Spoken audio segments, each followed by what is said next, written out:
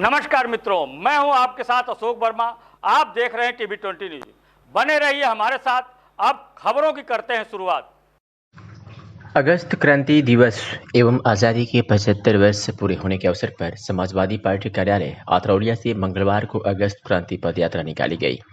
अगस्त क्रांति पदयात्रा का आयोजन सपा के राष्ट्रीय महासचिव बलराम यादव एवं क्षेत्रीय विधायक डॉक्टर संग्राम यादव के नेतृत्व में हुआ। सर्वप्रथम समाजवादी पार्टी कार्यालय आतरौलिया के परिसर में ध्वजारोहण के बाद राष्ट्रगान हुआ। इसके बाद अगस्त क्रांति पदयात्रा निकाली गई। यह पदयात्रा सपा कार्यालय से शुरू होकर केसरी सिंह चौक, रोडवेज सहित पूरे नगर पंचायत आतरौलिया का भ्रमण करते हुए सपा कार्यालय पर आकर समाप्त हुई। इस अगस्त क्रांति की पदयात्रा में सैकड़ों लोग मौजूद रहे। सभी के हाथों में तिरंगा था। इस पदयात्रा में शामिल लोगों में गजब का उत्साह भी रहा।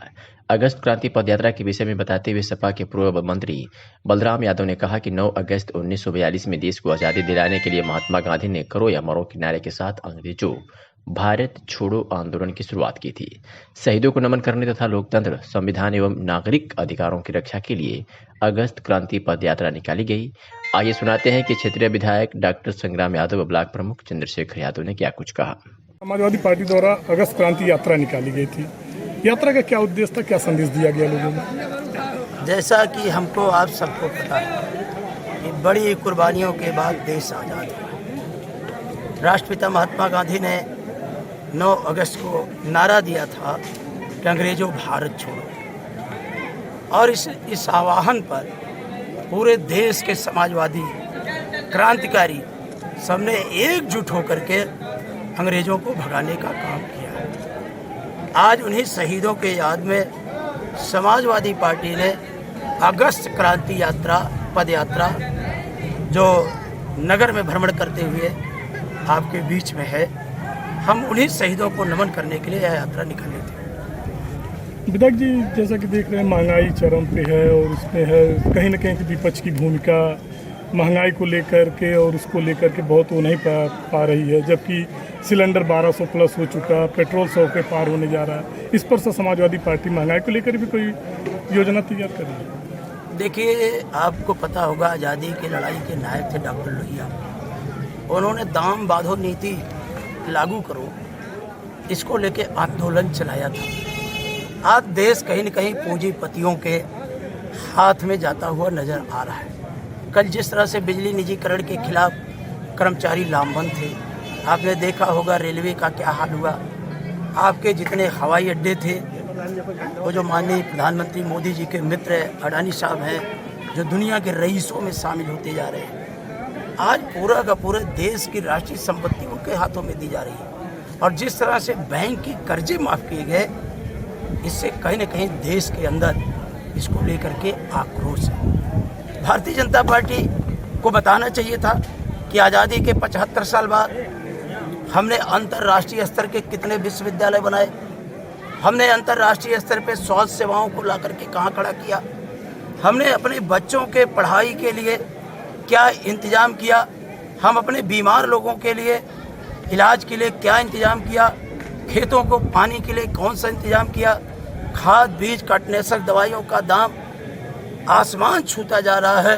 डीजल पेट्रोल गैस सिलेंडर, जहाँ तक विपक्ष का सवाल है, लगातार विपक्ष इस पर हमलावर है। अगर हम विधानसभा में बातें उठाते हैं तो आप देख रहे होंगे विधानसभा के जब से हम लोग निर्वाचित हुए हैं अभी तक मात्र 7 दिन का एक सत्र चला कि आज तक जितने बजट सत्र हुए, इतना छोटा सत्र कभी नहीं हुआ जो भारतीय जनता पार्टी के कार्यकाल में हुआ है। हमारे नेता माननीय अखिलेश यादव जी चाहते हैं कि विधानसभा का मानसून सत्र बहुत जल्द बुलाया जाए और मानसून सत्र में हम इस बात का बहस करें कि आज़ादी के 75 साल में एक तो हम सदन के माध्यम से शहीदों को नमन करें और दूसरे हम ये देखें कि हमारी महंगाई कहाँ गई, हम बेरोजगारी में कहाँ खड़े हैं, हम स्वास्थ्य सेवाओं के स्तर पर कहाँ खड़े हैं, हम बच्चों को कुपोषण के सवाल पर कहाँ खड़े हैं, हम सबको न्याय देने के सवाल पर कहाँ खड़े हैं। तो अगर आप देखेंगे तो कहीं ना कहीं भारतीय जनता पार्टी ने इस देश को निराश करने का काम किया है। सर, जैसे समाजवादी अगस्त क्रांति पखवाड़ा मनाने जा रही है, आज उसका पहला दिन था, आगे की रणनीति क्या है इसकी? आगे की रणनीति हमारी तय है।